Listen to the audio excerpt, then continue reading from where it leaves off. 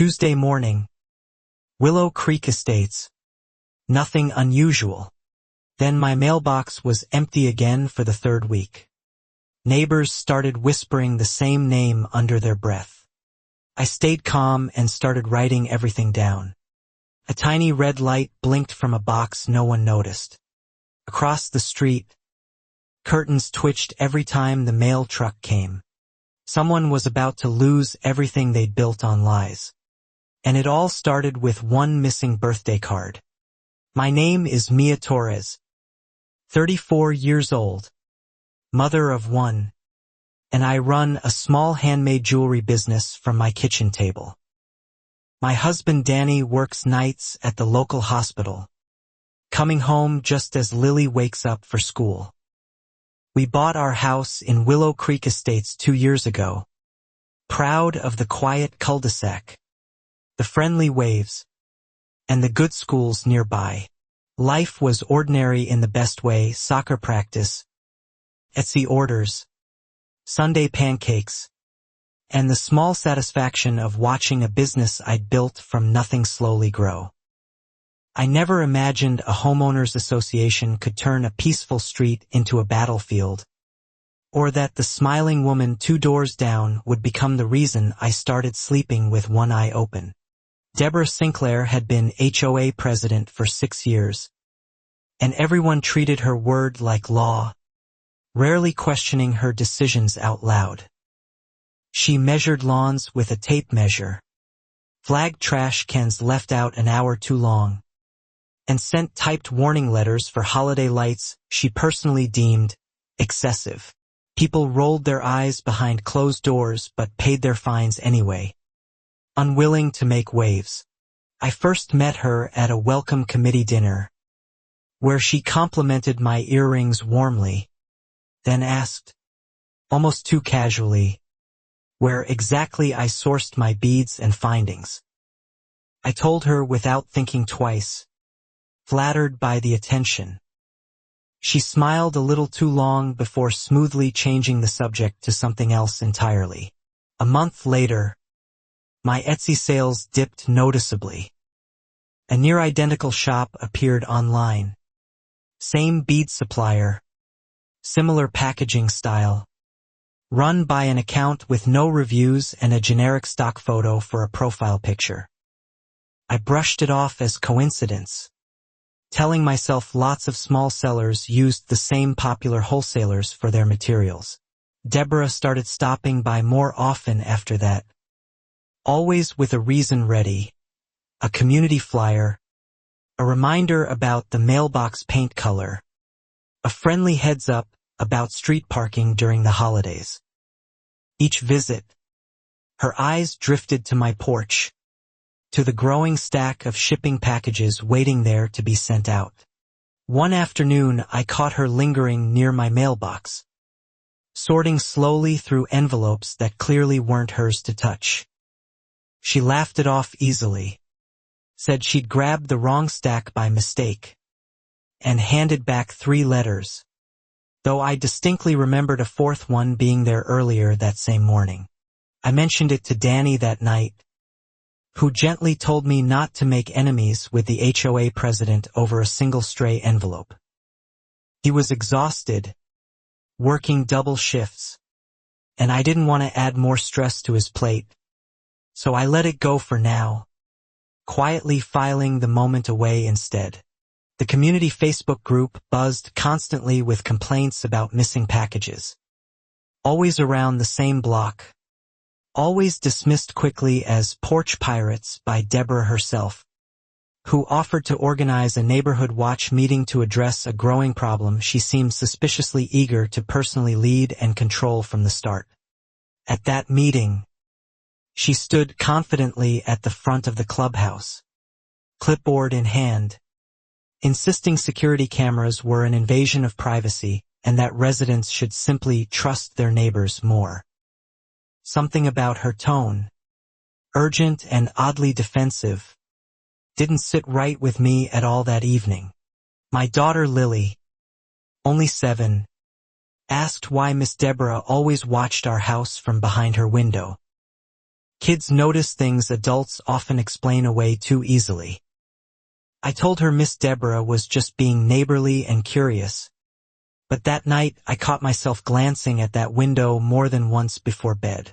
I began keeping a small notebook after that, recording dates and times whenever a package went missing, whenever Deborah appeared near my mailbox without any clear reason. Felt paranoid, writing down a neighbor's movements like some kind of amateur detective. But the pattern was forming faster than I honestly wanted to admit to myself. 3 certified letters from my wholesaler never arrived that month, each one supposedly containing sample cards and account confirmations I badly needed. My supplier resent them, insisting the tracking clearly showed successful delivery. Delivered where? Exactly, became the nagging question I couldn't stop turning over again and again in my mind. Deborah's own online shop, the one selling suspiciously similar jewelry, quietly grew a small following that month. She posted photos in front of her fireplace, tagging locations 2 towns over, never once mentioning Willow Creek, as if trying carefully to keep 2 separate lives deliberately apart from each other. I brought my growing suspicions to my neighbor Priya, who'd lived here 5 years and knew everyone's history. She lowered her voice and told me Deborah had issues with a woman in another HOA before moving here, though nobody knew exactly what had happened, only that it had apparently ended very badly. Priya's quiet warning stuck with me for days afterward. I started photographing my empty mailbox, the strange tire tracks near the curb, anything that might matter later on. It felt excessive until I remembered the missing wholesaler letters and the shop copying my exact product descriptions word for word. One Saturday, Danny came home to find Deborah standing in our driveway, claiming she was checking a boundary line dispute involving our backyard fence. She left quickly when he approached her directly, but not before he noticed her glancing intently at the stack of shipping boxes waiting by our front door. My gut told me this wasn't really about lawns or fences anymore. It was about my business, my income, the very thing keeping our family financially afloat while Danny worked himself thin at the hospital. Deborah wasn't just nosy or bored. She was circling something specific, and I intended to find out exactly what. I called my mail carrier, Reuben, who'd delivered faithfully to our block for several years now.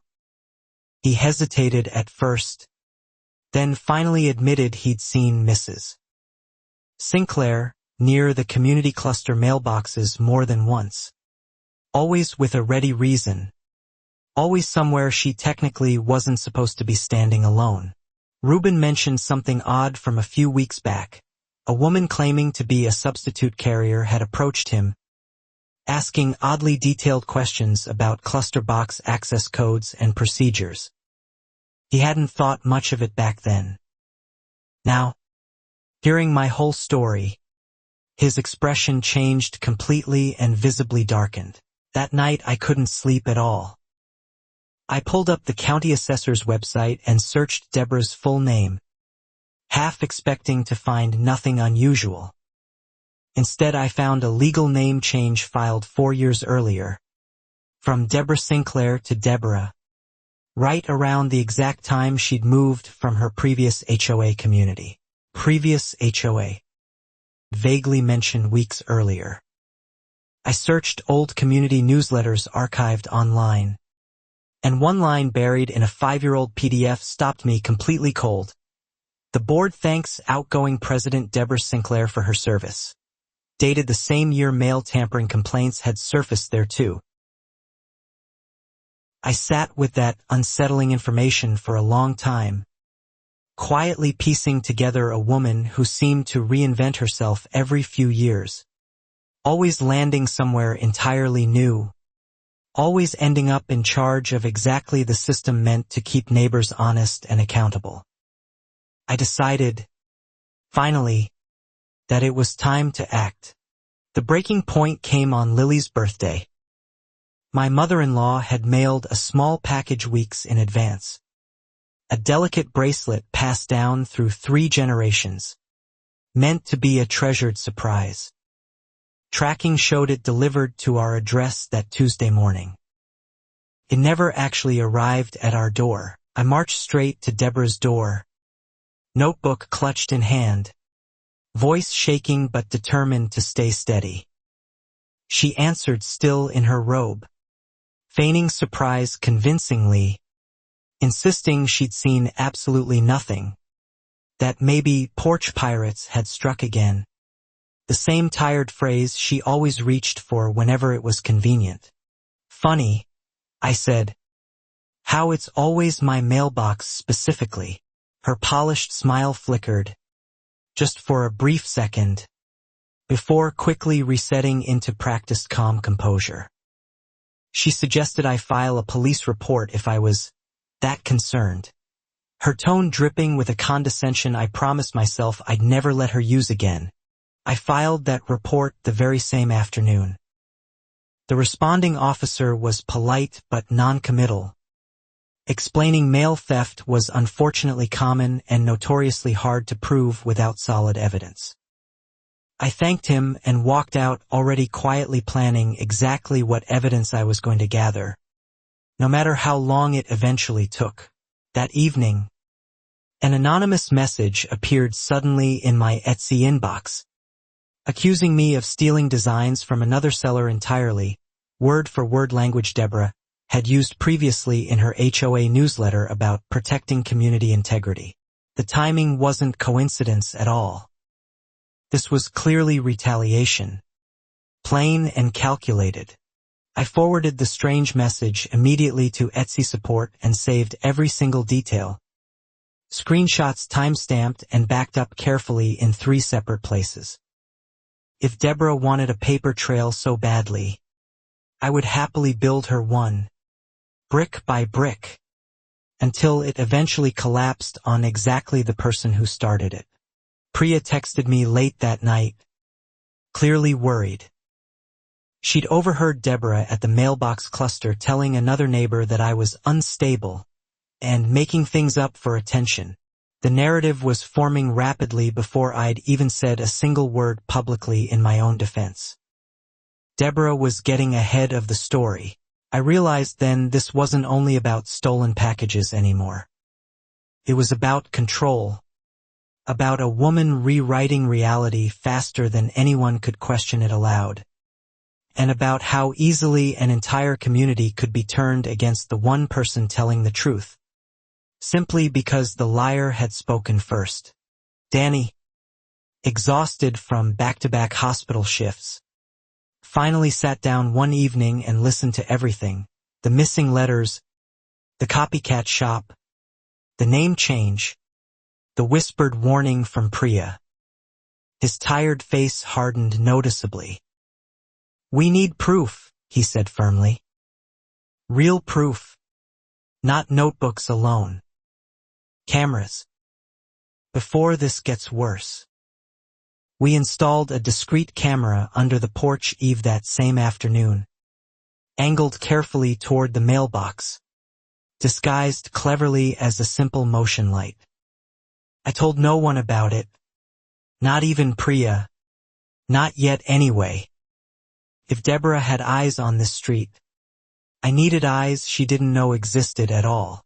3 days later, the footage caught her walking briskly past our mailbox at exactly 7:14 a.m., glancing left and right nervously before slipping something small from her cardigan pocket into our box, then pulling something else out just as fast, tucking it quickly beneath her arm and hurrying away.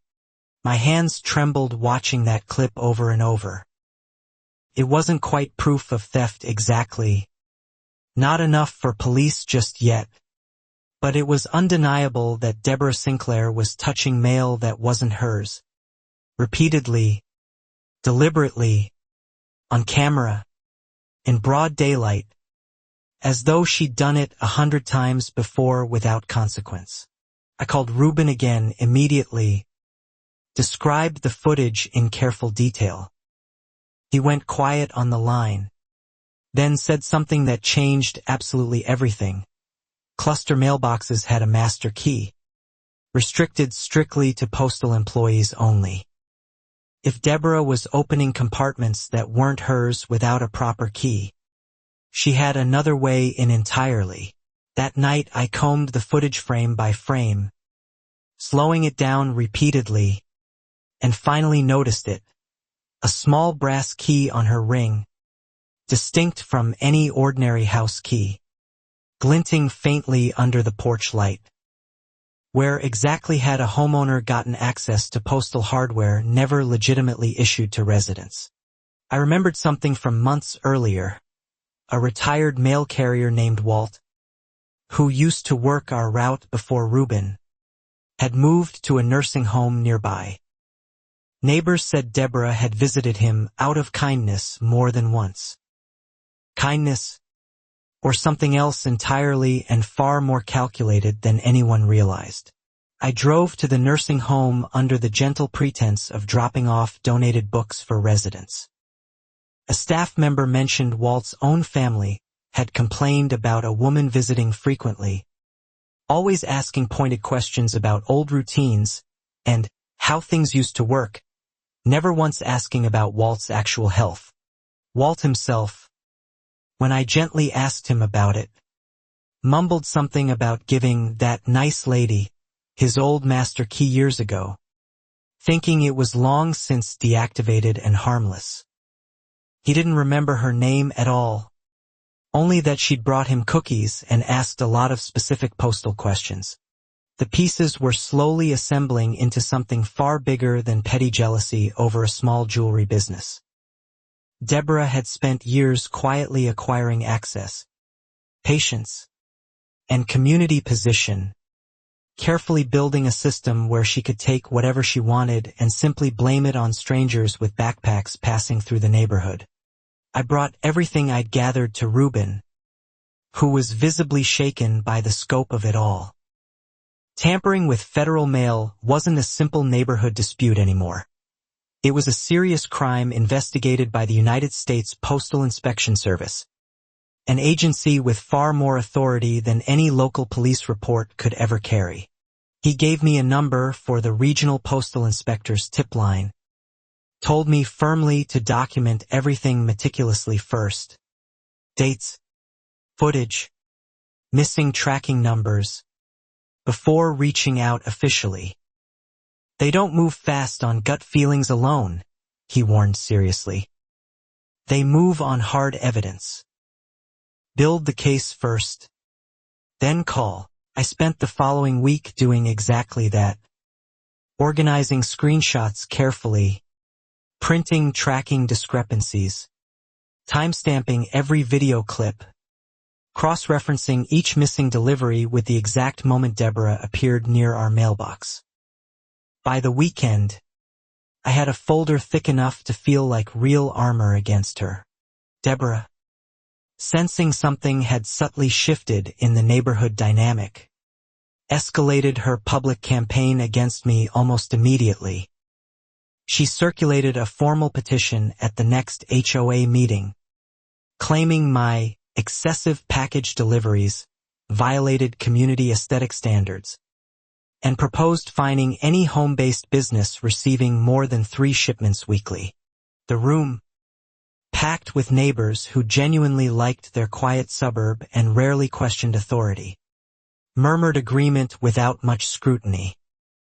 Deborah had mastered a particular skill over the years, sounding perfectly reasonable while covertly targeting one specific family, dressing personal vendettas cleverly in the comfortable language of shared community values. I stood up calmly and asked the board to clarify exactly how a package limit would even be enforced fairly, and who precisely would be doing the counting. Deborah's eyes narrowed sharply. "We have our methods," she said coolly, a phrase that landed far heavier in that silent room than she likely intended.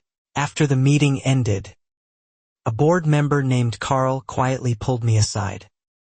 He'd voted for the proposal reluctantly, admitting Deborah had helped cover a shortfall in the community pool repair fund the previous year, and the board felt obligated, uncomfortably so, to defer to her wishes ever since that favor. A financial favor buying deliberate silence, another troubling thread in a widening web of control.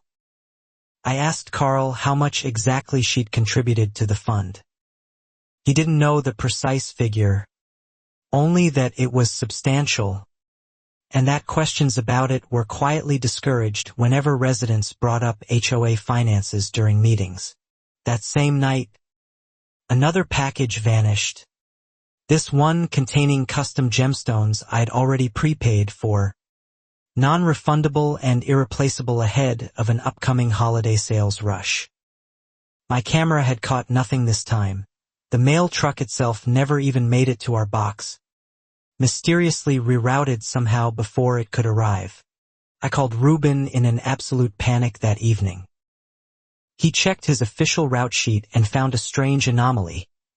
A hold for pickup request had been filed on my address, a request I had never personally submitted, redirecting my packages instead to the community clubhouse where Deborah conveniently kept a small office. Someone had used my personal information, likely gathered from those earlier stolen envelopes, to file a fraudulent USPS hold request in my name.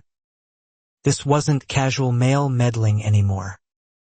This was outright identity misuse, a federal offense stacking directly on top of other federal offenses, each one more serious than the last. Ruben helped me file an official complaint that included full documentation of the fraudulent hold request. And for the first time, a supervisor at the post office called me back within the hour, asking pointed, specific questions about dates, addresses, and anyone with unusual, unauthorized access to the cluster boxes. I mentioned the master key, Walt's confused but consistent testimony, and Deborah's repeated visits to the nursing home. The supervisor's tone shifted noticeably on the phone. "That's a very serious allegation," she said carefully. "I need you to write all of this down." Deborah, still unaware how close the walls were quietly closing in around her, doubled down publicly on the neighborhood group. She posted about certain residents spreading rumors to distract from their own business failures. A thinly veiled jab that half the street understood immediately was aimed squarely and deliberately at me. Comments piled up quickly beneath her post, some supportive of her as always, some quietly questioning why the HOA president seemed so oddly fixated on one single family's mail. Priya messaged me privately that night. "People are starting to notice how weird this whole thing is. Keep going." My mother called me that same week, worried after hearing the underlying stress in my voice during our last conversation.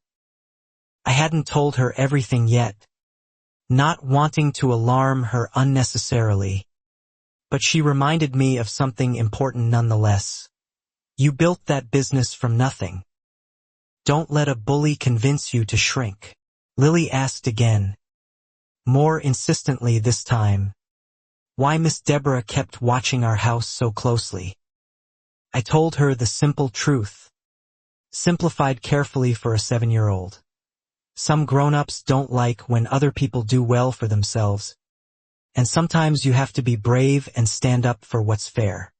Danny suggested finally involving a lawyer, at least to fully understand our legal options regarding the fraudulent hold request and the persistent copycat Etsy shop. We couldn't afford much, but a brief consultation revealed something genuinely useful.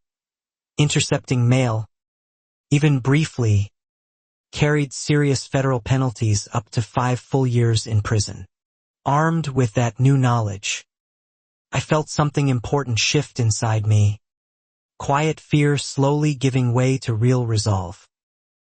Deborah had spent years assuming nobody would ever push back hard enough. That HOA authority and a friendly practice smile could smooth over anything. She had clearly never met someone with a real paper trail. The postal inspector's tip line finally called back that week. The calm, methodical voice belonging to Agent Reyes. She asked me to email everything I had. Footage, screenshots, the fraudulent hold request confirmation, Walt's willing statement, and any names of neighbors who might be willing to corroborate the broader pattern. I spent that entire night compiling the full file, my hands cramping from constant typing, coffee going cold beside me on the desk. By 3 a.m., I had a document 40 pages long, organized carefully by date, each entry cross-referenced with camera timestamps and tracking numbers. I finally hit send and exhaled deeply. Agent Reyes replied the very next morning, thanking me sincerely for the thoroughness, noting they'd received similar complaints from the wider region before but never with documentation this well organized. She asked if I'd be willing to keep the camera running and continue logging incidents as discreetly as possible going forward.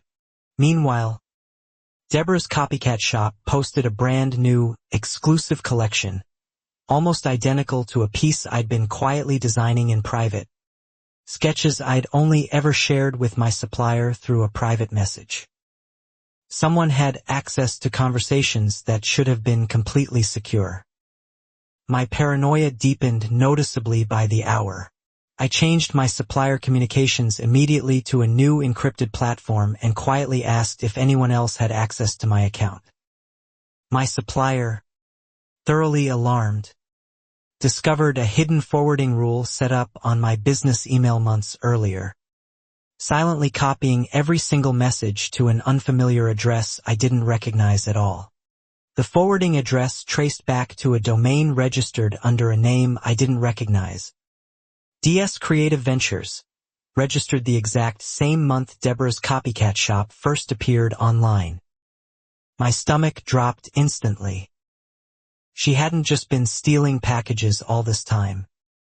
She'd been quietly inside my digital life too. I forwarded this alarming discovery straight to Agent Reyes right away. She confirmed that unauthorized access to electronic communications could tie directly into wire fraud charges, significantly expanding the scope of the investigation well beyond simple neighborhood mail theft into something federal prosecutors would take extremely seriously indeed. Deborah, still completely oblivious to the net quietly tightening around her, scheduled an emergency HOA meeting to formally propose fining my business for commercial zoning violations, clearly hoping to force me out of the neighborhood before anyone connected the many dots she'd been so carefully scattering behind her. At that meeting, she stood confidently at the podium, citing obscure bylaws, waving printed photos of my delivery boxes around like damning evidence in a formal trial. I sat quietly in the back row, notebook closed, camera footage already backed up in triplicate, letting her talk herself deeper into a corner. Carl, the board member who'd quietly confided in me earlier, surprised absolutely everyone by asking Deborah publicly to disclose exactly how the pool fund shortfall had actually been resolved and by whom. A question she visibly hadn't prepared for at all. Her composure cracking for the briefest, most telling moment.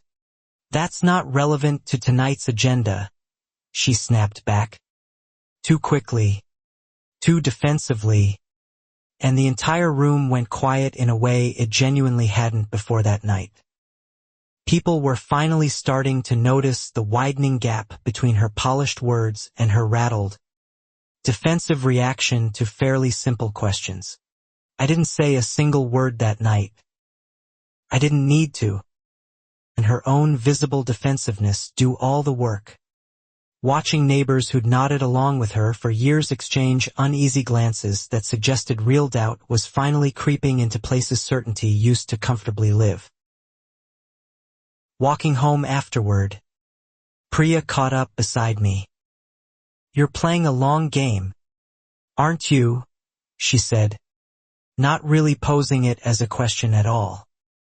I told her I was just trying to protect my family and my business, but the honest truth was, I wanted Deborah exposed completely, publicly, and undeniably. That night, Agent Reyes called with an important update. Postal inspectors had identified a clear pattern of complaints across 2 prior communities linked to a woman, matching Deborah's description under her previous name. Complaints that had quietly dissolved each time she relocated before formal charges could ever stick to her. "This time," Agent Reyes said firmly, "we have solid documentation, digital evidence, and a credible witness in the retired carrier. We're moving forward with surveillance authorization now. I need you to keep everything exactly as normal on your end. Don't let her know anything has changed at all." For a stretch of several days, nothing much happened at all. No missing packages, no fresh confrontations, no new petitions circulating. Deborah seemed almost withdrawn and distracted, as if some deep instinct warned her a storm was quietly gathering, even without any concrete proof yet. I used the calm to rebuild my shop's damaged reputation. I contacted Etsy support with absolutely everything I had gathered, and after a thorough review, they removed the copycat shop entirely for clear policy violations, restoring some of my previously lost sales. Felt like a small, private victory, one Deborah didn't even seem to notice yet, still quietly hiding at home. Danny and I used the unexpected calm to reconnect properly, taking Lily to the park, cooking dinner together without the constant hum of underlying anxiety.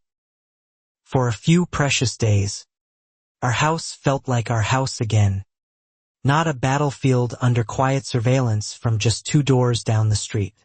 Ruben mentioned that Deborah had requested a schedule change on her own mail delivery, switching to a P.O. box downtown instead of her home address, a small but telling shift suggesting she sensed growing scrutiny, even if she couldn't quite name its exact source or cause yet. Agent Reyes asked me to attend one more HOA meeting, casually this time, and note anything unusual in Deborah's behavior toward the board, particularly any mention of finances, deflection tactics, or attempts to consolidate control before an anticipated challenge to her long presidency. At that meeting, Deborah seemed noticeably sharper than usual, pushing through an unrelated bylaw amendment that would grant the HOA president expanded authority over security matters. Language vague enough to cover almost anything imaginable, including camera installations and general mail handling procedures for the whole community. Carl voted firmly against it this time, joined unexpectedly by 2 other board members who'd grown quietly uneasy over recent months. The amendment failed by a narrow margin, and Deborah's polished composure slipped again, just for a brief second, before she thanked everyone stiffly for their valuable input that evening. Priya told me afterward that Deborah had cornered her in the parking lot, asking pointed questions about whether I'd mentioned anything official to anyone lately. Priya, loyal and sharp as ever, played dumb convincingly, but the fact Deborah was fishing at all meant she genuinely suspected something real was coming her way. That evening, I received an unexpected email from a woman named Renata, a former resident of Deborah's previous HOA, who'd found my public complaint post before it was quietly deleted and reached out to me privately. Her message began simply, I've been Renata explained that in their old community, Deborah, then still going by Deborah, had run a nearly identical scheme intercepting checks and gift cards from residents' mail, always blaming porch pirates, always resigning quietly before formal charges could be filed, moving away before anyone could truly stop her. She sent along screenshots of an old community newsletter thanking Deborah for stepping down amid vague, personal circumstances, dated suspiciously close to when postal complaints there had also sharply spiked. It matched everything Agent Reyes had suspected but couldn't yet fully prove with hard documentation of her own. I forwarded Renata's detailed message straight to Agent Reyes immediately that night. She called back within the hour, her voice edged with a quiet excitement professionals rarely show openly. "This corroborates the pattern across jurisdictions perfectly," she said. We may be looking at a genuine... The calm was clearly ending now. Agent Reyes told me surveillance authorization had finally been approved, and postal inspectors would begin monitoring our block directly, coordinating closely with local police as well. "Stay observant," she said, "but let us handle the rest from here. This is bigger than we first thought it was." Unmarked vehicles began appearing quietly on our street soon after, parked just far enough away to seem unremarkable, yet close enough to watch every mail truck pass by carefully. I recognized one agent from a brief introduction at the post office earlier, though we never once acknowledged each other publicly on the street. Deborah, growing increasingly paranoid by the day, started checking her own mirrors more often, glancing at parked cars twice before entering her house each time. Guilt, I realized slowly, has its own peculiar gravity. It pulls people's eyes toward shadows that innocent people never think to notice at all. She began arriving home noticeably later, leaving earlier each morning, as if trying desperately to break whatever pattern she now feared someone might be tracking closely. Reuben confirmed her mail pickup habits had changed entirely, no longer intercepting cluster boxes on our block, at least not obviously anymore. But Agent Reyes explained calmly that thieves rarely stop cold all at once. They simply adapt instead. Deborah shifted her tactics quietly, recruiting her own teenage son, Tyler, to run errands that conveniently routed him past our mailbox and others on the street, always with some innocent excuse ready to go. Our hidden camera caught Tyler lingering near the cluster box one afternoon, glancing around nervously before quickly pocketing something small and walking away fast. He looked genuinely uncomfortable, almost ashamed, nothing at all like his mother's usual practiced confidence. This wasn't a boy who wanted to be doing this at all. I felt a real pang of sympathy watching that footage back. Whatever Deborah truly was, Tyler was simply a kid caught in her orbit, likely told this was normal, or necessary, or somehow justified by her. I sent the clip to Agent Reyes along with a note gently asking about his situation at home.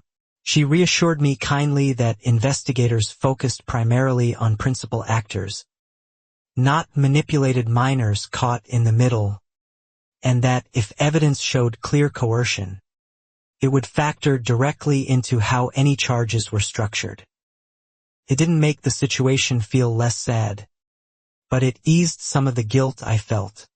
Deborah escalated her public narrative even further, now claiming loudly at community events that certain unnamed residents were harassing her family with surveillance and false accusations, subtly casting herself as the innocent victim while the real evidence against her quietly accumulated inside a growing federal file.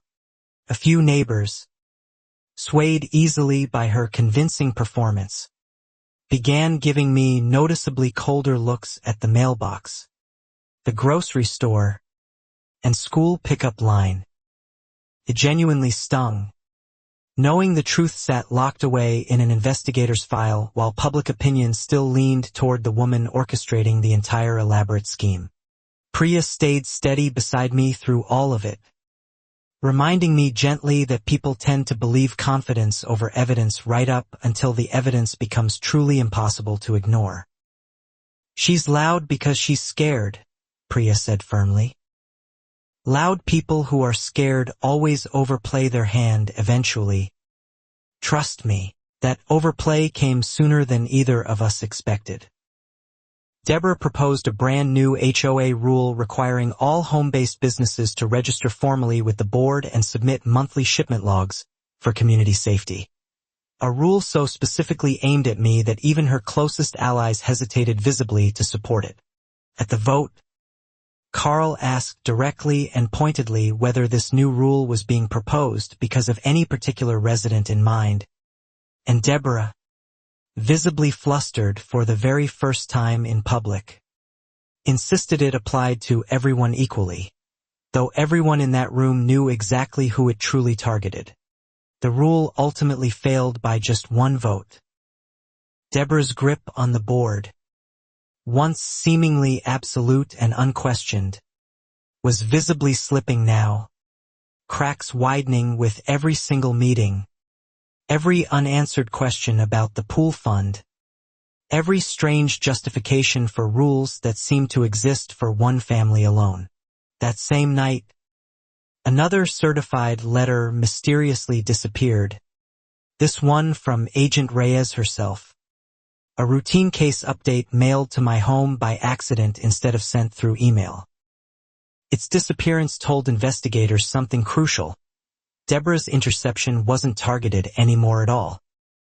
It was compulsive, uncontrollable, and rapidly spiraling out of control. Agent Reyes explained calmly that intercepting federal investigative correspondence, even accidentally, elevated the entire case significantly, potentially adding obstruction charges to an already serious growing list. "She just made our job considerably easier," she told me, a rare note of grim satisfaction present in her usually measured voice. Investigators quietly obtained a formal search warrant application, citing the clear pattern of theft, the fraudulent hold request, unauthorized email access, and now direct interference with federal mail related to an active investigation. Agent Reyes told me a warrant could realistically be executed within just a few short days. I felt something caught between relief and genuine disbelief in that moment. Months of notebooks, hidden cameras, sleepless nights, and finally the full machinery of federal law was turning toward the woman who'd spent years convincing an entire neighborhood she was untouchable, respectable, and someone whose word was simply law itself. Deborah, sensing the tide shifting even without fully knowing why yet, tried one last desperate public maneuver, an emergency petition to remove me from the community. For repeated disruptive behavior, gathering signatures door to door with practiced charm and carefully rehearsed concern for neighborhood harmony among residents. Several neighbors, including some I barely even knew personally, declined to sign, citing genuine discomfort with how personal the entire campaign felt now. Word had begun spreading quietly through the neighborhood grapevine that something official was happening, though nobody yet fully understood the true scale of what was actually coming. Tyler showed up unexpectedly at my door one evening, completely alone, visibly nervous and fidgeting. He apologized quietly, said his mother had told him it was just helping with community organizing, and that he hadn't fully realized it was wrong until he saw how genuinely scared he felt doing it. I thanked him sincerely for his honesty and gently suggested he talk to a trusted adult, maybe a school counselor, about everything going on at home right now. He nodded slowly, eyes visibly wet, and left quickly, glancing back nervously at his own house like he was afraid of being seen talking to me. That small, brave act from a teenager confirmed exactly what Agent Reyes had already suspected. Deborah's control extended even into her own immediate family. Using her own son as an unwitting extension of a scheme, he was only just beginning to understand the true weight of himself. The following week, Agent Reyes informed me firmly that the warrant had finally been approved. Surveillance would intensify over the next several days to catch Deborah in the act one final time, ensuring the entire case was airtight before any direct confrontation or arrest ever took place on the ground. Our camera captured Deborah at exactly 6:58 a.m., noticeably earlier than usual, moving quickly toward the cluster mailbox with her old brass key, the very same one from months earlier, glinting under the streetlight as she pried open a compartment that clearly wasn't hers to touch at all. She pulled out 3 separate envelopes, one clearly marked with a bank's official return address, tucked them all into her jacket, and walked briskly home, checking over her shoulder twice, unaware an unmarked vehicle 2 houses down had captured the entire exchange in far greater and more damning detail. Agent Reyes called just an hour later, her voice controlled but clearly urgent now. "We have exactly what we need," she said firmly. "We're coordinating with local police for a search warrant execution today. I need you to stay inside. Keep Lily inside too if possible. Things may get fairly loud out there." I told Danny immediately, who quickly rearranged his hospital schedule to be home with us. We sat together at the kitchen window, hearts pounding steadily, watching the quiet street that had felt like a slow-burning battlefield for months finally about to reveal, undeniably, who the real threat had been all along. By mid-morning, more unmarked cars had quietly appeared, parking with deliberate casualness along the curb outside. Neighbors peeked cautiously from behind their curtains, sensing something unusual without fully understanding what was happening. The whole cul-de-sac seemed to hold its breath, unaware it was witnessing the final act of a much larger story. Deborah left for her usual midday walk, completely oblivious, waving cheerfully at a neighbor mowing his lawn nearby. She had no idea that behind her, quietly and methodically, federal agents were carefully preparing to execute a search warrant that would unravel years of her painstakingly constructed reinvention and control. I watched from my front window as she disappeared around the corner, feeling a strange, conflicting mix of vindication and unease building inside me. This wasn't a fantasy of comeuppance anymore. It was real, imminent, and about to change everything for a family living just 2 quiet doors away from us. 20 minutes later, 3 separate vehicles pulled directly into Deborah's driveway. Agents in windbreakers marked USPS stepped out calmly and procedurally, while a local police cruiser parked discreetly nearby for backup support. My hands trembled watching from behind my curtain, heart hammering hard and fast against my ribs the entire time.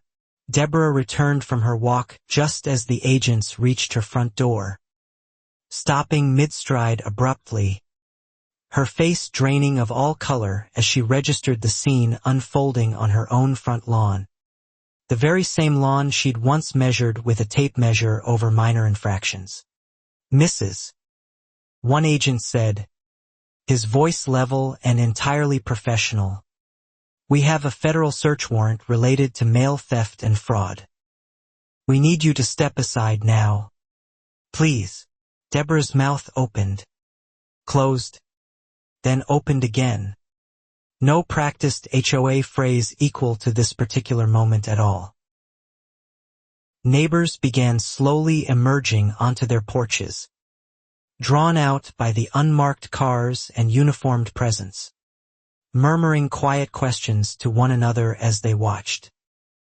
Priya appeared beside me at my mailbox, both of us pretending to casually check for deliveries while watching everything unfold in stunned, quiet fascination together.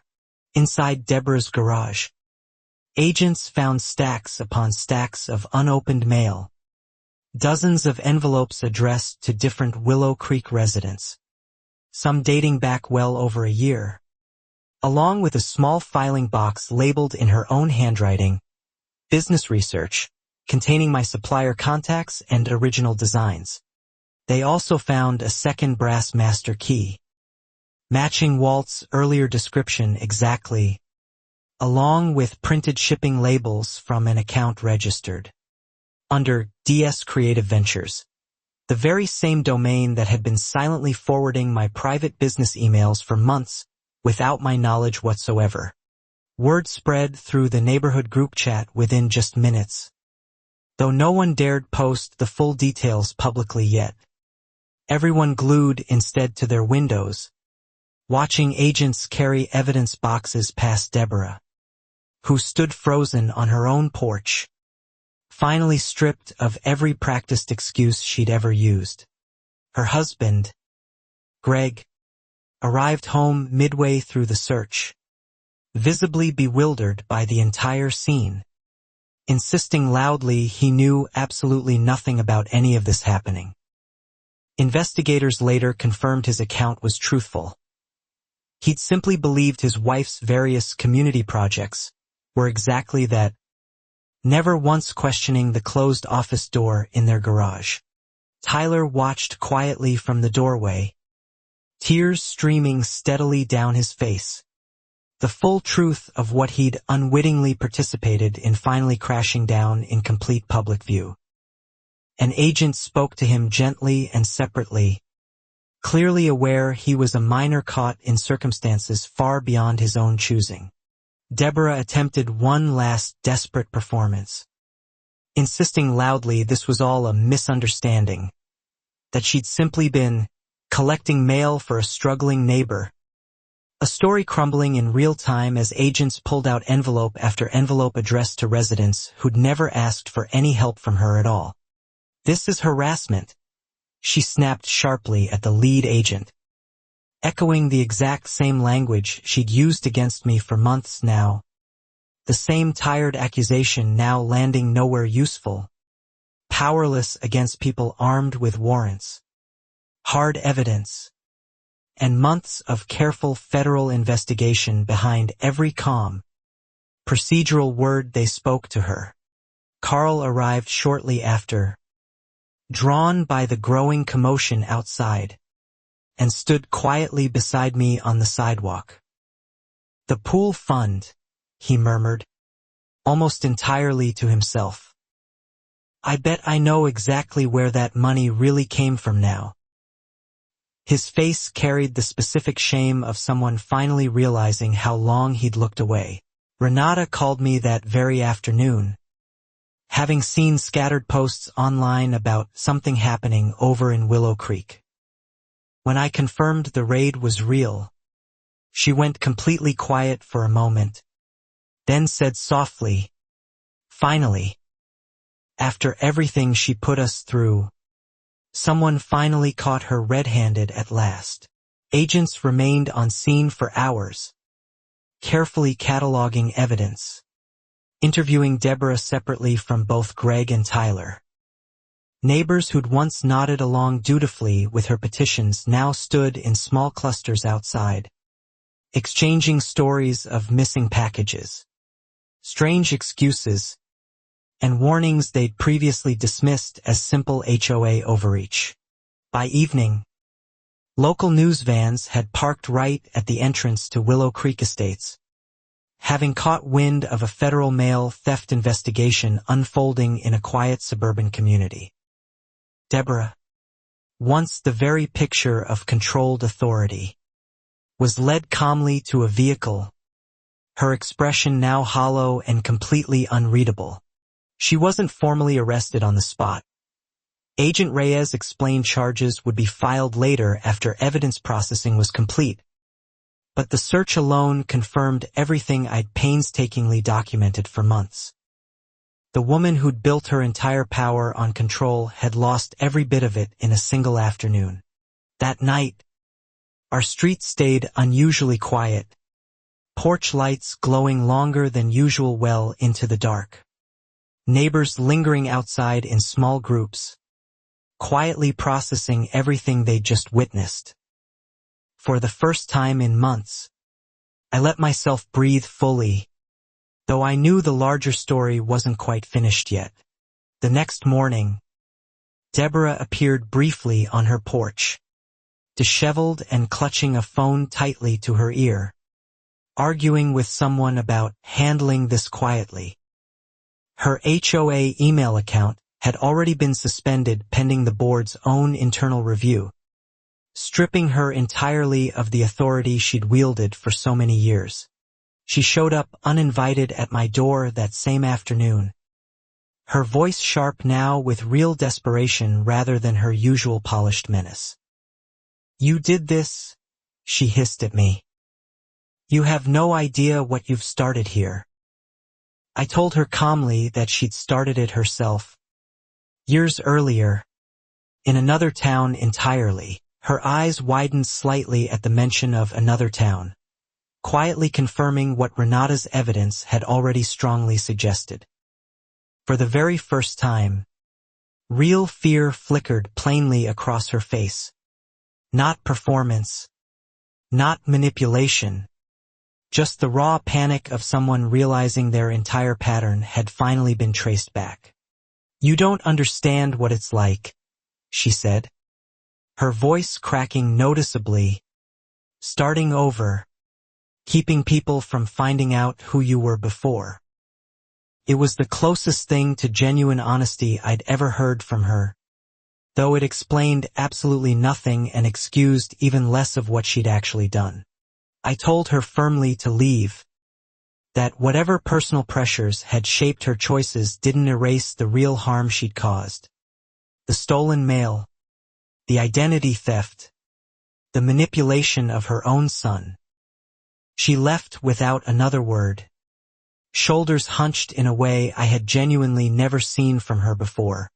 That evening, Agent Reyes called with a significant update.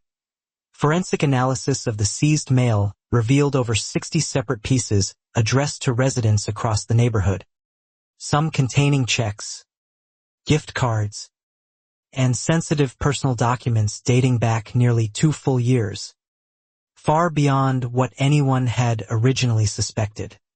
Among the seized items was a certified letter addressed to me from months earlier, one I'd long assumed lost to careless handling somewhere along the way.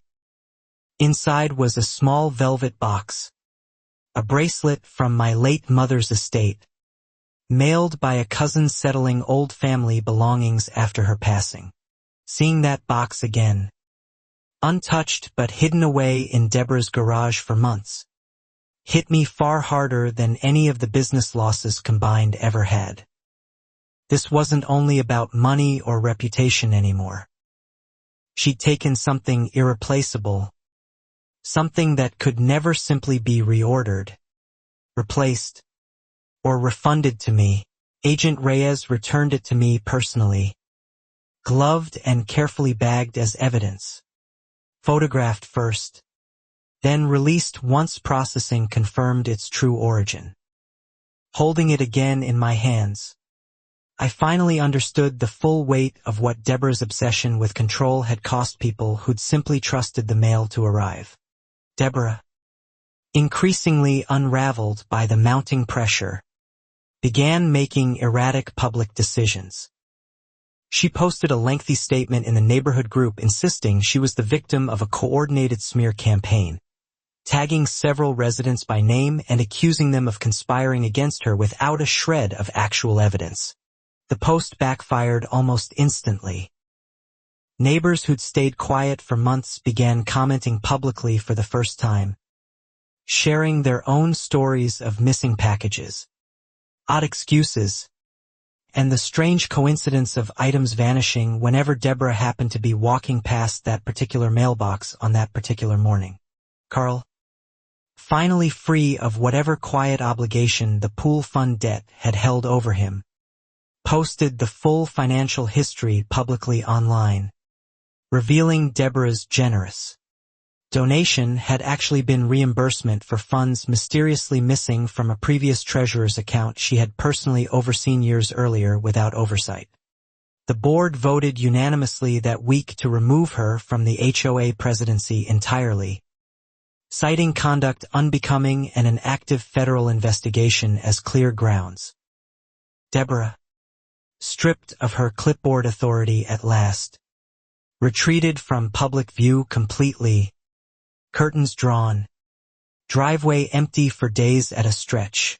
Tyler, meanwhile, began quietly rebuilding his own footing, speaking regularly with a school counselor as I gently suggested, and even stopping by once more to thank me, a little awkwardly, for not treating him like a simple extension of his mother's choices during everything that had happened to their family.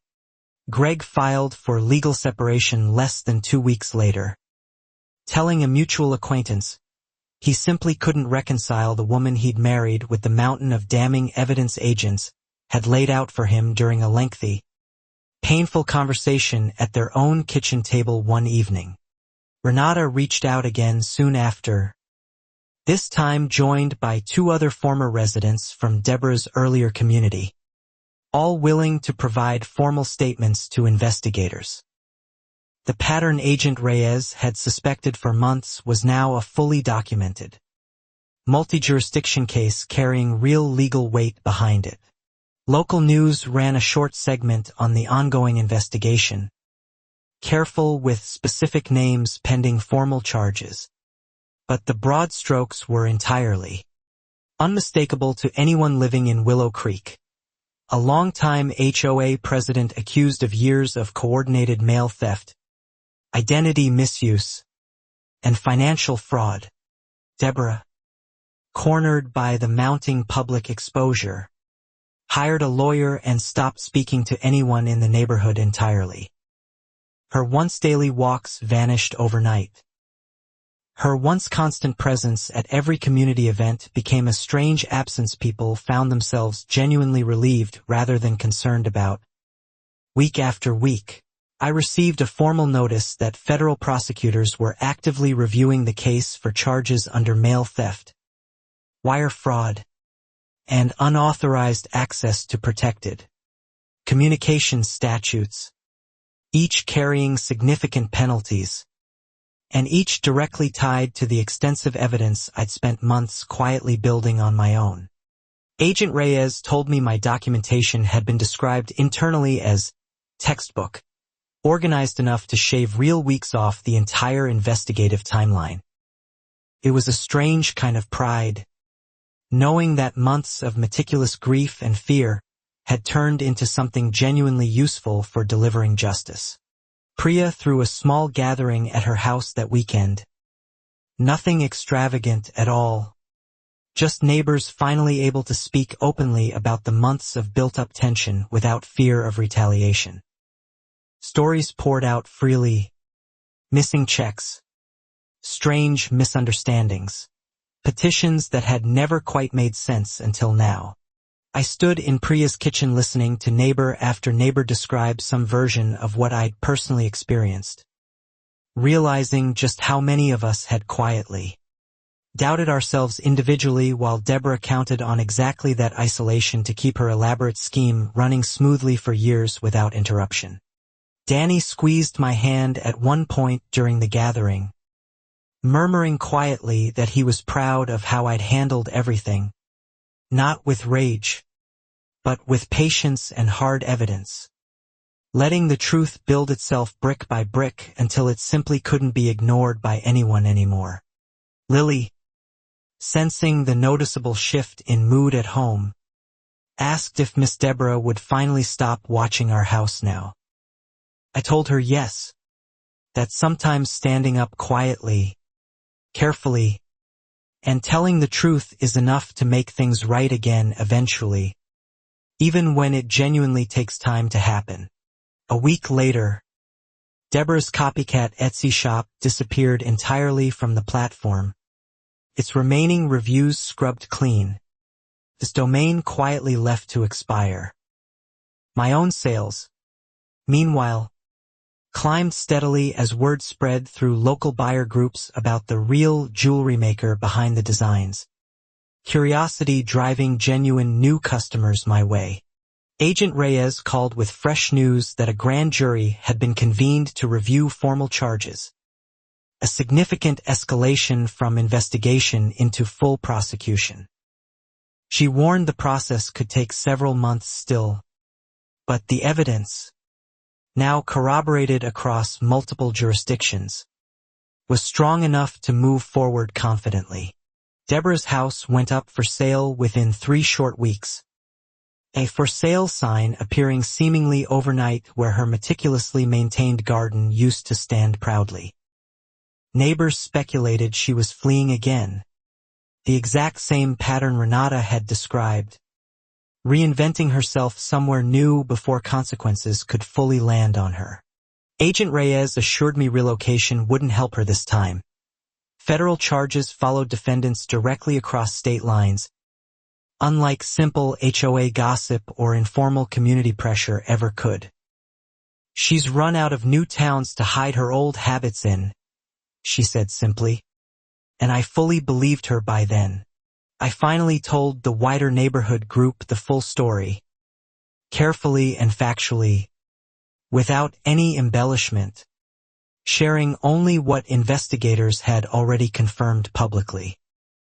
The response was overwhelming. Neighbors thanking me repeatedly for the patience and documentation that had finally exposed something they'd all sensed but couldn't quite prove themselves. Some admitted real shame at how easily they'd dismissed my early complaints, how Deborah's confident, authoritative tone had made simple doubt feel safer than open confrontation. I told them honestly I understood completely. Her performance had been convincing precisely because so few people ever expect that level of calculated premeditation. Carl resigned from the board shortly after all of this, citing a need to rebuild trust the right way, and a new, smaller interim committee formed to handle HOA business with far less centralized authority than Deborah had ever allowed the position to hold before her removal. Reuben, relieved the entire ordeal on his route was finally resolving itself, told me postal inspectors credited resident vigilance, meaning my footage and notebooks specifically, as instrumental in building a case that might otherwise have taken years longer to substantiate through official channels alone. Renata visited Willow Creek in person for the very first time, meeting me for coffee downtown, trading stories that mirrored each other eerily closely across different years and entirely different zip codes. You stopped her faster than any of us ever managed, she said. That matters more. Tyler, now living primarily with Greg full-time, started attending a different school the following semester. A quiet, fresh start away from the ongoing fallout consuming his mother's name in local headlines. I hoped sincerely he'd find his own footing somewhere she could no longer reach him at all. Deborah herself became something of a ghost on the street. House finally sold. Moving trucks arriving one gray Thursday morning, while a single unmarked car watched from a discreet distance, ensuring she didn't disappear entirely before the legal process could fully catch up with her. Agent Reyes warned me that the formal indictment, once officially filed, would likely bring reporters back to the neighborhood again, and possibly contact from Deborah's lawyer attempting to discredit key witnesses. Stay steady, she said firmly. You've done everything right so far. Let the system finish the job now. The grand jury returned a formal indictment 3 weeks later. Multiple counts of mail theft, unauthorized access to stored electronic communications, and outright fraud, spanning both Willow Creek and, thanks to Renata's cooperation, her previous community as well. making the case now formally multi-jurisdictional in scope. News of the indictment spread quickly through both affected towns. Reporters called my house twice that week. I declined every interview request, preferring to let the documentation speak through proper official channels rather than turning my family's ordeal into a public spectacle for entertainment purposes. Deborah's lawyer reached out to several neighbors, myself included, hinting at reconsidering earlier statements given emotional circumstances at the time. Agent Reyes had already warned this might happen. I responded simply that my documentation was factual, time-stamped, and unwavering regardless of any pressure applied afterward. Priya received a similar call and, like me, firmly declined to change a single word of her original account. She spent years counting on people staying quiet, Priya told the lawyer flatly over the phone. That strategy doesn't work anymore. Not here. And not with us this time. Renata's former community reached out too. Several residents there adding their own long-held complaints to a growing civil case being quietly organized alongside the criminal one, seeking restitution for years of intercepted checks, gift cards, and personal items never fully recovered from Deborah's earlier scheme. I learned through Agent Reyes that investigators had found detailed records suggesting Deborah's copycat shop generated nearly $40,000 using stolen supplier information and my original designs. Money now subject to federal asset forfeiture as part of the broader restitution effort for all identified victims.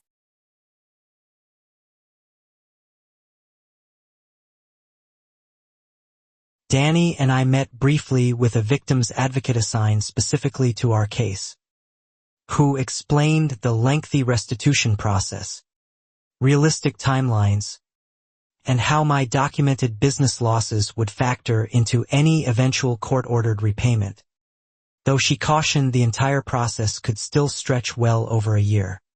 Lily's birthday approached again, a full year after the missing bracelet had first sparked my initial suspicion.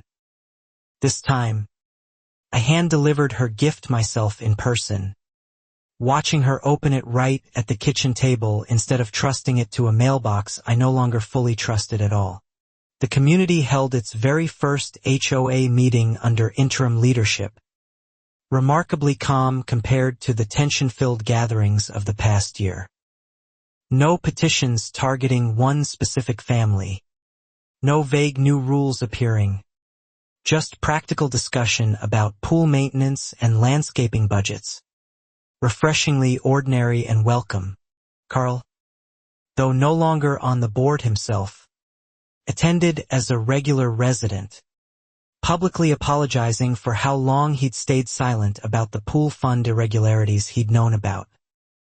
Several neighbors thanked him warmly for eventually speaking up, acknowledging that courage sometimes arrives later than it really should. I started receiving messages from strangers outside Willow Creek entirely, people who'd read scattered local news coverage and recognized similar patterns from their own HOA experiences, some grateful, some simply relieved to see accountability finally reach a figure of authority who'd seemed untouchable for years on end. Agent Reyes mentioned the case was becoming something of an internal reference point for training new inspectors, a clear example of how resident-gathered evidence, when properly organized, could accelerate an investigation that institutional systems alone might have taken far longer to piece together on their own. Deborah's lawyer attempted a plea negotiation, seeking noticeably reduced charges in exchange for cooperation regarding the earlier community's unresolved cases from years before. Federal prosecutors, backed by Renata's group and the sheer volume of physical evidence gathered, firmly declined, confident the case would hold at trial.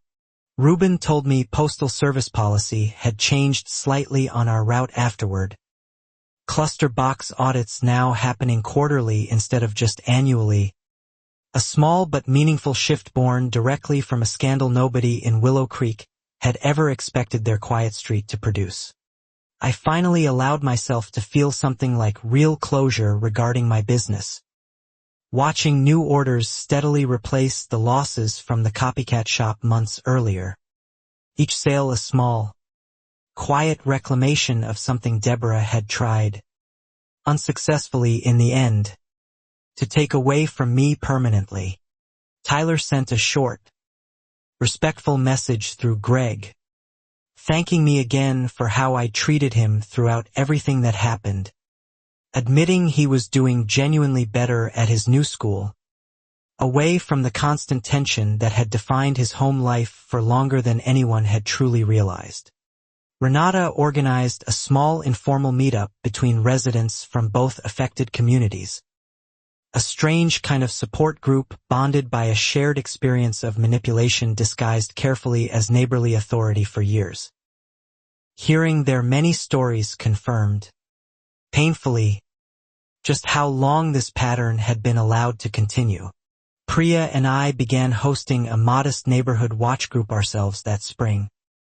Not out of lingering paranoia this time, but genuine community care, sharing tips on package security and looking out for each other in ways Deborah had only ever pretended to organize before. My mother visited that month, finally seeing the full picture after months of vague, worried phone calls between us. She held the returned bracelet gently in her hands, tears in her eyes, telling me my grandmother would have been genuinely proud of how fiercely I'd protected our family throughout it all. As the trial date approached steadily, Agent Reyes prepared me carefully for the possibility of testifying, walking through what to realistically expect, reassuring me the documentation would largely speak for itself, reducing the pressure of relying solely on memory under cross-examination from a skilled defense attorney. Danny took time off work to be present throughout the entire proceedings. A rare sacrifice given his demanding hospital schedule, but one he insisted on making regardless, unwilling to let me face the courtroom, or Deborah's inevitable presence there, without him sitting right beside me the whole time. The week before trial began, Deborah's house sale finally finalized. The new owners, a young couple with a small baby, moving in cheerfully unaware of the storm that had unfolded there previously. I found myself hoping, quietly, that the street could finally return to ordinary life again. Reporters resurfaced briefly as the trial date drew nearer, camped politely outside the courthouse this time rather than the neighborhood itself. A small mercy that let residents continue their daily routines without cameras following every trip to the mailbox or local grocery store. Agent Reyes walked me through the courthouse the day before proceedings officially began, familiarizing me with the layout, the witness stand, and the general rhythm of federal trials, careful to keep my expectations realistic while reassuring me the evidence trail was as strong as any she'd personally worked before. I barely slept at all that final night, running through timelines over and over in my head.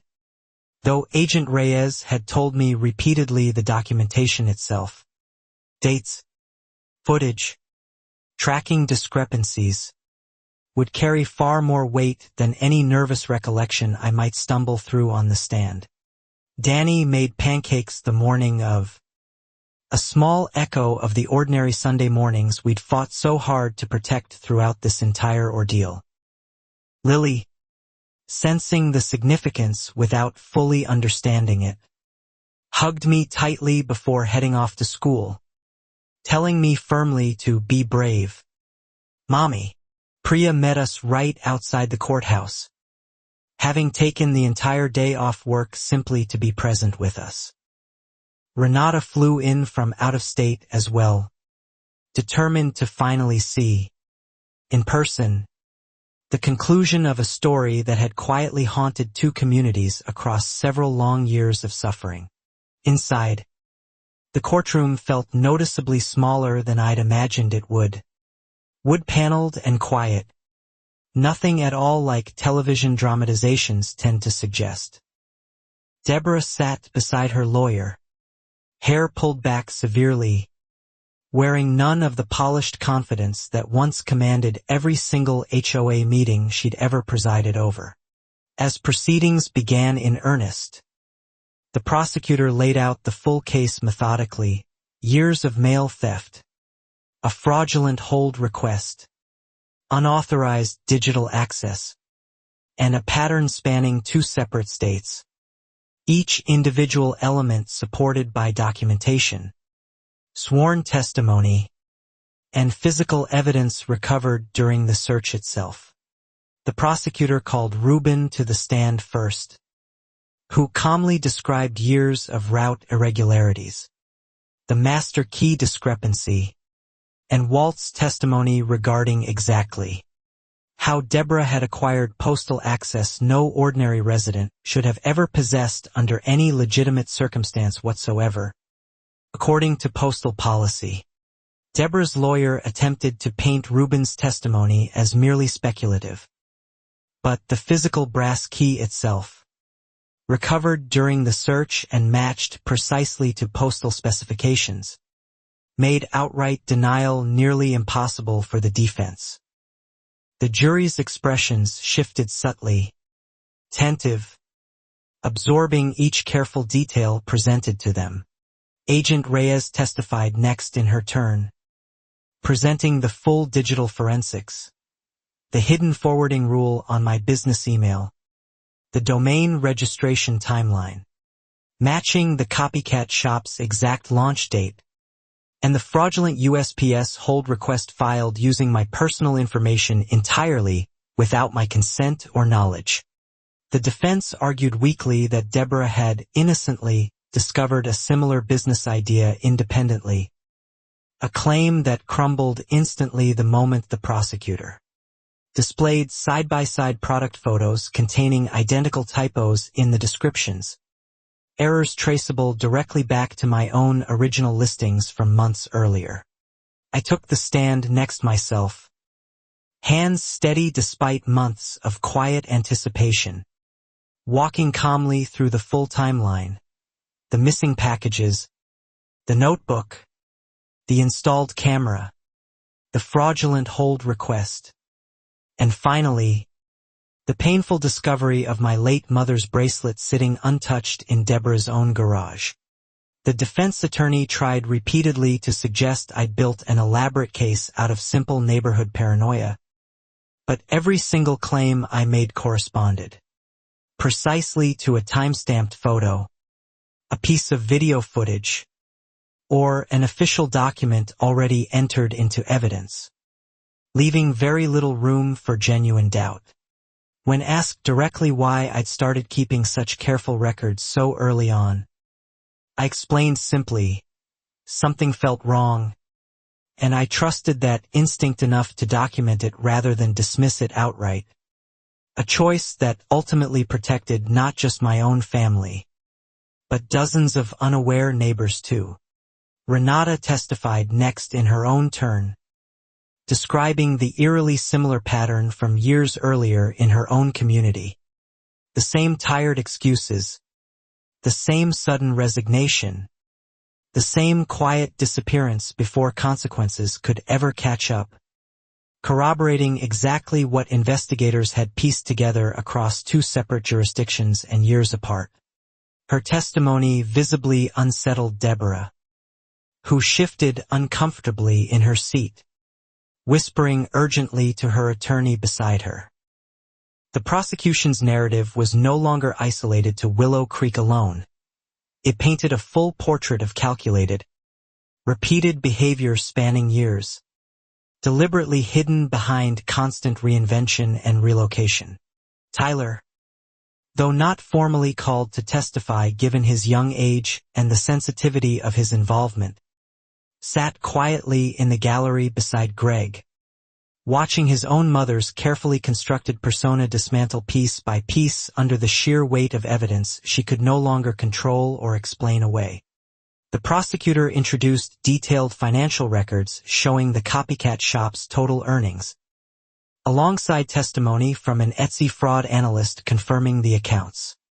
Design uploads match timestamps suspiciously close to when my private supplier communications had been silently forwarded to an unknown address without my knowledge.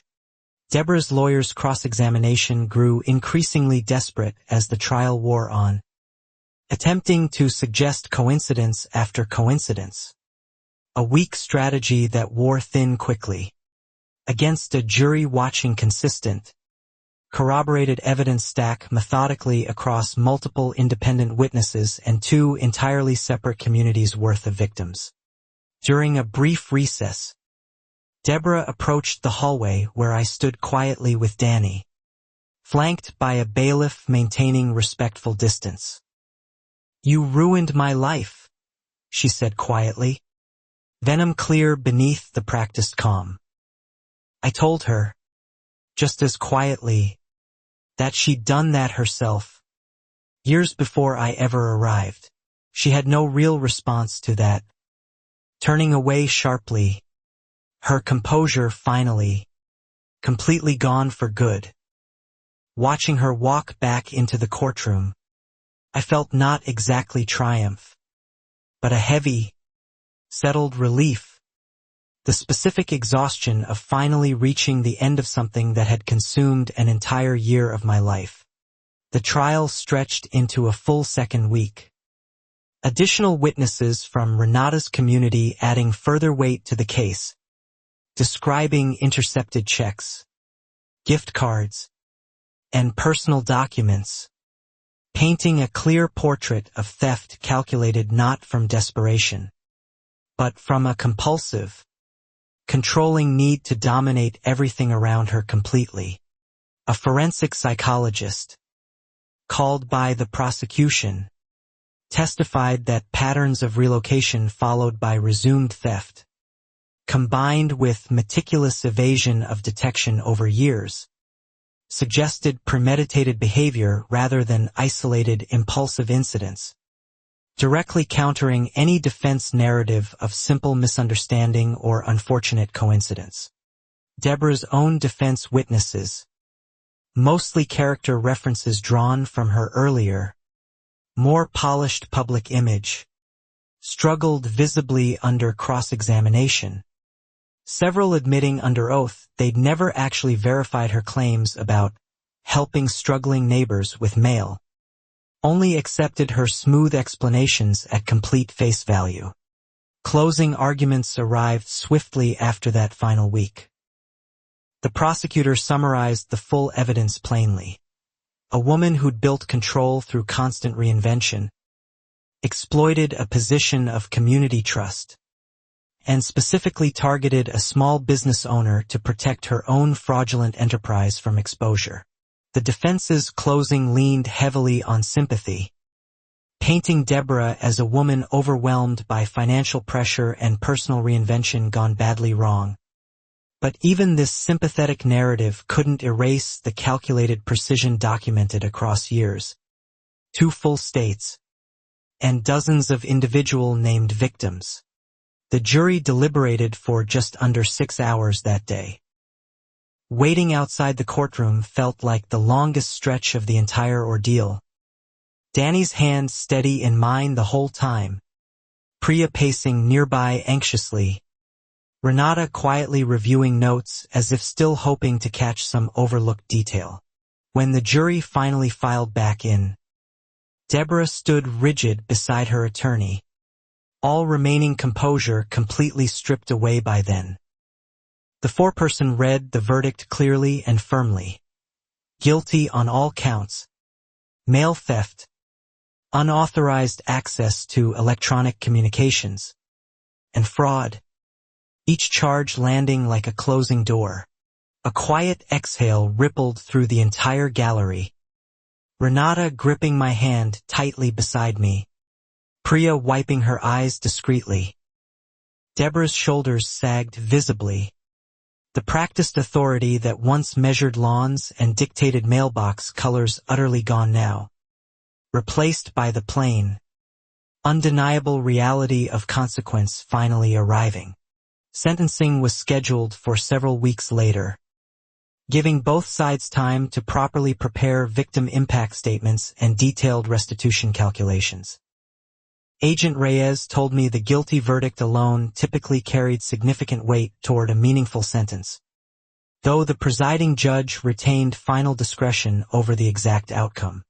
I spent the following weeks drafting my own careful impact statement, describing not just the financial losses, but the slow erosion of trust in something as simple as checking the mail, the fear that had crept into ordinary routines, and the toll it all took on my family.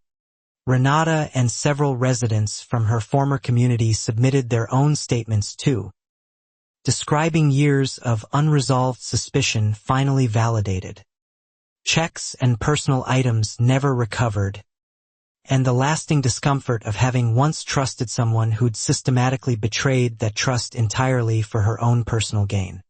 Tyler, through a court liaison, submitted a brief private statement as well, not against his mother exactly, but describing the confusion and fear of realizing, as a teenager, that a parent's guidance had led him unknowingly into criminal behavior he never truly understood the full weight of at the time. Greg finalized the separation quietly around this time, choosing not to attend sentencing at all, focusing instead on rebuilding stability for Tyler away from the spotlight that had consumed their family's name across two communities and, briefly, regional news coverage neither of them had ever wanted or asked for. The morning of sentencing arrived gray and quiet outside. I stood at the podium, voice steady despite the sheer weight of the moment, reading my statement directly to the judge, describing not vengeance, but the simple desire for accountability to finally match the harm that had been caused. The judge listened carefully throughout, occasionally glancing toward Deborah, who sat motionless, staring down at the table in front of her, none of the defiance or performance from months earlier remaining at all, just a quiet, hollow stillness that filled the entire courtroom around her. Renata's statement followed mine directly, describing years of quiet suspicion in her own community, the relief of finally being believed after so long, and the hope that this sentencing would prevent Deborah from ever repeating the same pattern in yet another unsuspecting neighborhood somewhere else entirely. The prosecutor requested a sentence reflecting the calculated, repeated nature of the crimes committed, emphasizing the multi-jurisdictional pattern, the digital fraud involved, and the deliberate targeting of a small business owner simply attempting to provide for her family through honest, hard-working effort every single day. The judge, reviewing the full record carefully, addressed Deborah directly from the bench, noting the calculated planning evident across years, the exploitation of a position meant to genuinely serve the community, and the deliberate manipulation of her own son into unwitting participation in serious federal crimes. This wasn't a single lapse in judgment, the judge said firmly and clearly. This was a sustained pattern of deception, theft, and control, executed with full awareness of the harm it caused real families across two entire states over several years. The courtroom stayed utterly silent, absorbing every word spoken. Deborah was sentenced to 4 years in federal prison, followed by 3 additional years of supervised release, along with a substantial restitution order, covering all documented losses across both affected communities, including my own business damages and the value of items still never fully recovered. She showed no visible reaction beyond a slight tremor in her clasped hands, finally and undeniably out of arguments, petitions, and practiced excuses to offer. Bailiffs escorted her calmly from the courtroom, the same measured authority she'd once wielded now replaced entirely by federal custody and its consequences.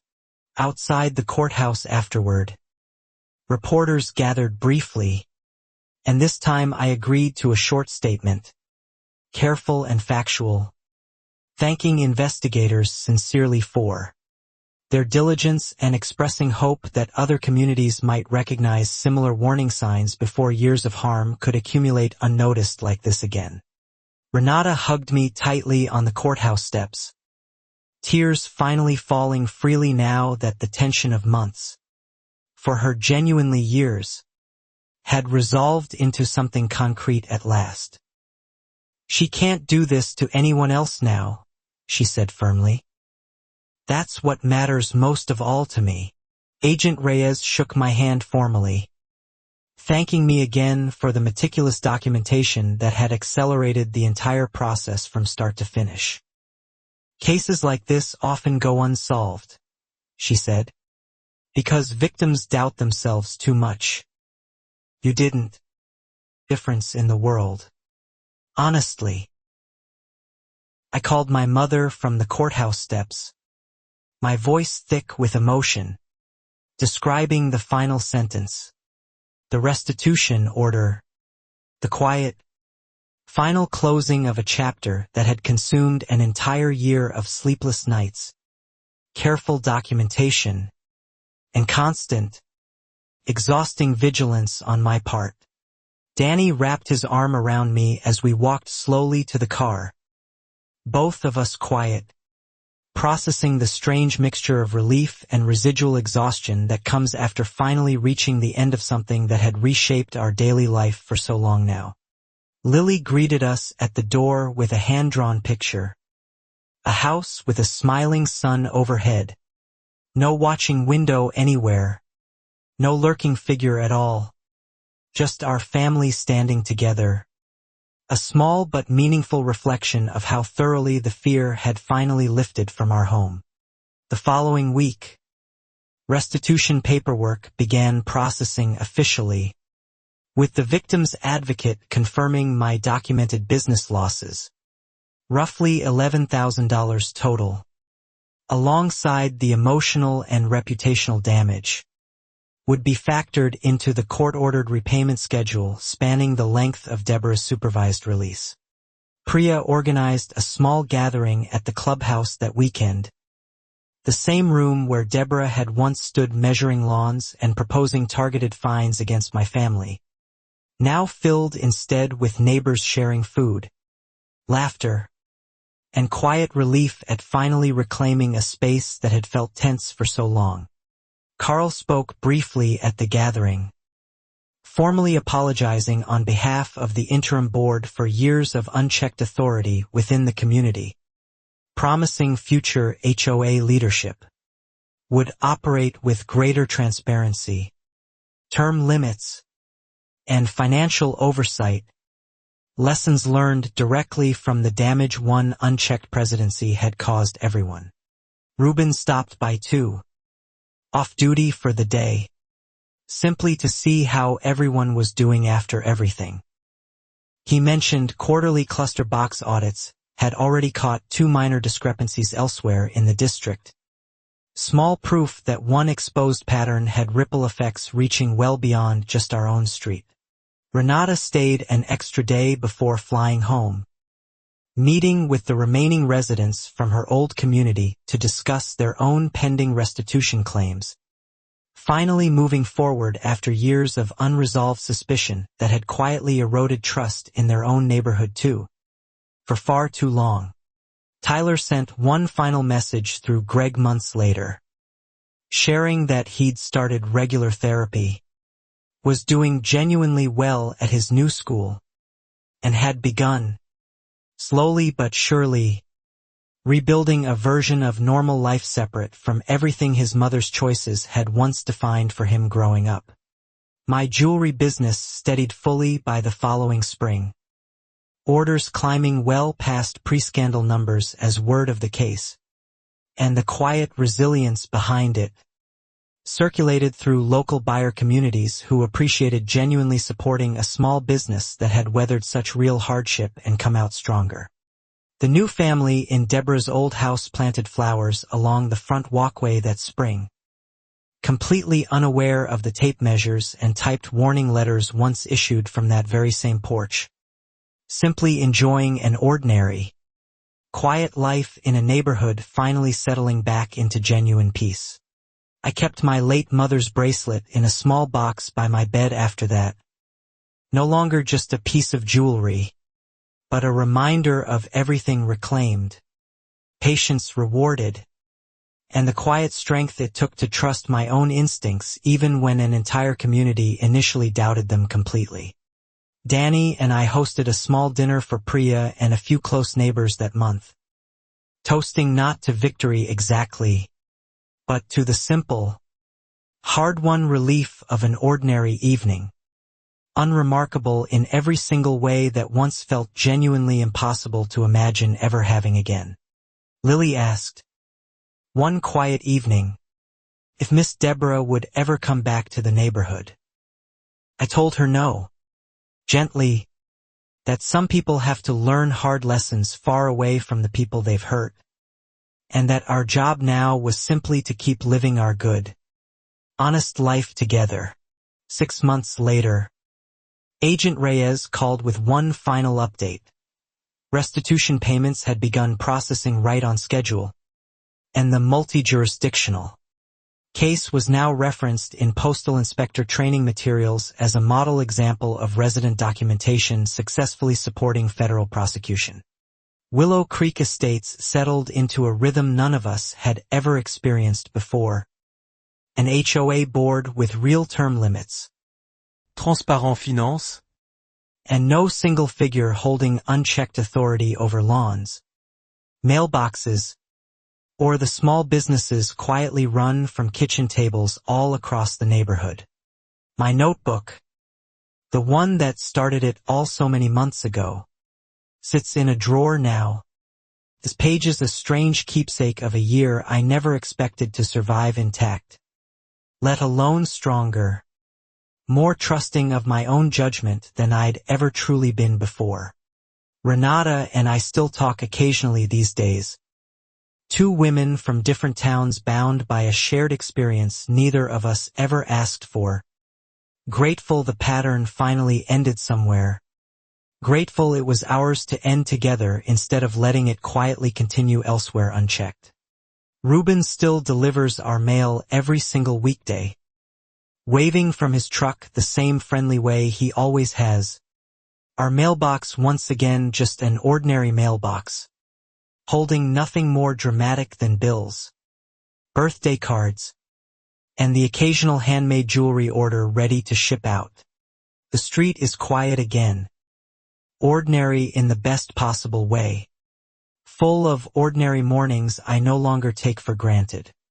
Sometimes justice takes longer than it should, but patience, evidence, and a little courage can still outlast even the loudest lies.